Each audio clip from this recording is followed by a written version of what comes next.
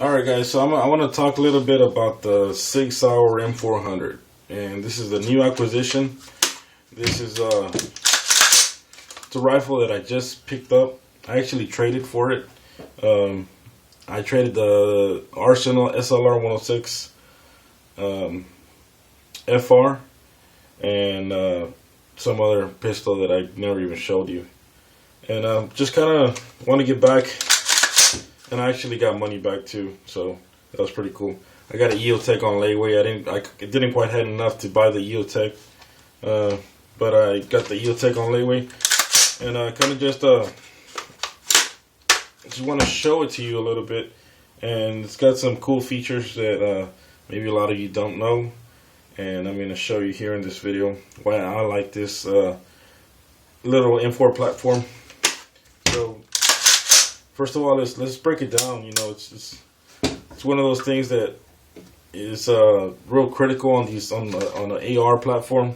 A lot of you already might know this, but for those that don't, SIGs come real tight right off the box. They're really tight, and what it has to do with it, what really implies to it being that way, is the little detent. It's kind of like an AccuWedge wedge that they have. So to take it down, you really have to push the button, and at the same time push on the upper down to the lower to get that button out. Reason being is it's really a stiff AccuWedge wedge. I mean, it's not what it's called. I don't know the exact name to it, but it's a little detent in here. It has it's spring loaded, and it's inside the lower here, and that makes it really tight. So then again, you know, SIGs are known for their quality, and their ARs are no exception. They don't fault on it in any way. So the components come off pretty easy. You know, you got the buffer, everything comes off pretty easy. There's nothing that's really hard to take apart. You know, even the handguards. The handguard is pretty cool.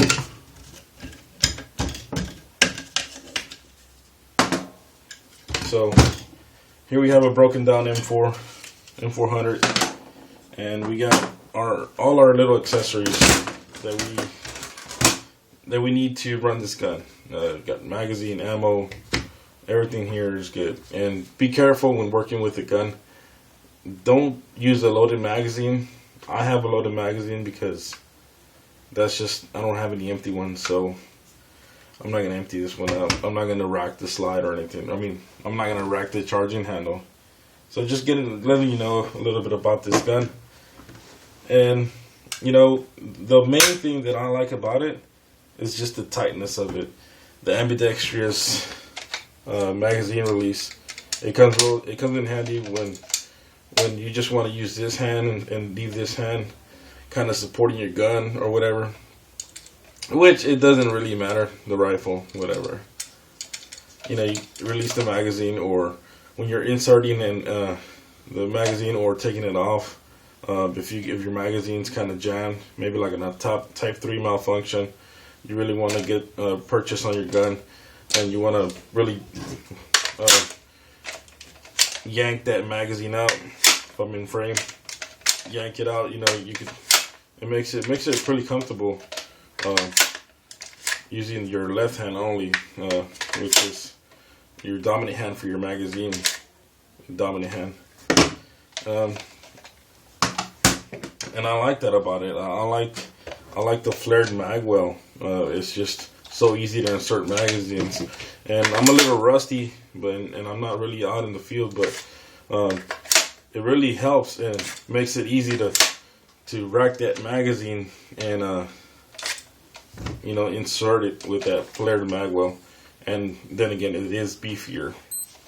And then you got some serrations up here in the front. I find those useful when going really fast. You're inserting magazine, releasing, and you just stay here. You release and you stay, and you start squeezing the trigger. You start, you know, letting it go. And I find that these serrations come in handy there. If you're in a situation where you insert your magazine, let go, and then you could come forward, well then it doesn't really matter. But if you're in a situation where you're in, bolt release goes forward, and you're just here, it's kind of like a pistol, real compact. And I find those to be really good there. So, you know, the trigger is average. It's average for a rifle of this caliber. It could be better, yes. I find this one to be really nice though, for others that I've had. And let's put it back together to start with the handguards. So, you know, like the top handguard was a little bit rough to put on. I mean, take off just, just brand new. Haven't even shot it. Y'all know how to put these handguards on. Just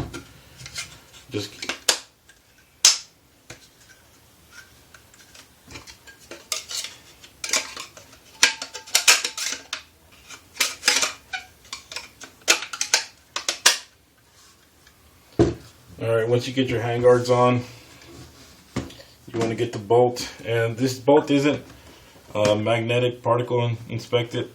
I heard from a SIG Sauer actual personnel, he said they batch test these, but still, even then, it's still, you know, they'll test one or two, but they won't stamp it.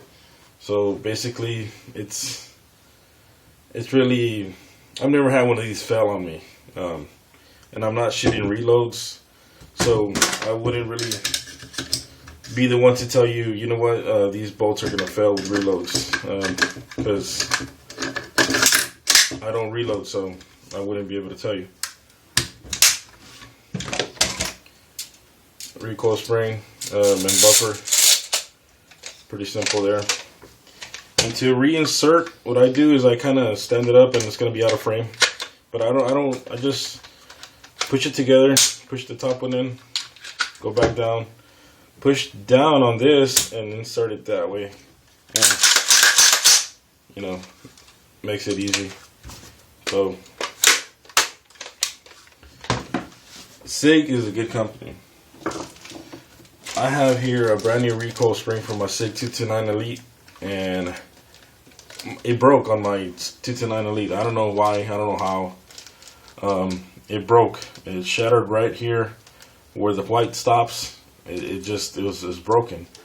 And called SIG and had a new recoil spring in the mail within a few days. I've been battling the cough, flu. It's just one of those things. But here it is, guys. The new M400. We'll have this in the range here pretty soon.